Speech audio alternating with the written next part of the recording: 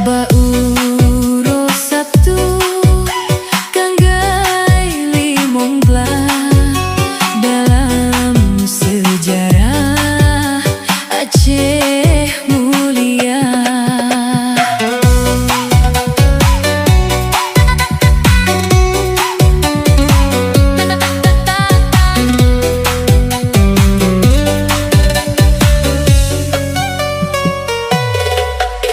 Treptat kadame Aceh mertua yang nak dipegang janji non dusta, tetapi jino Aceh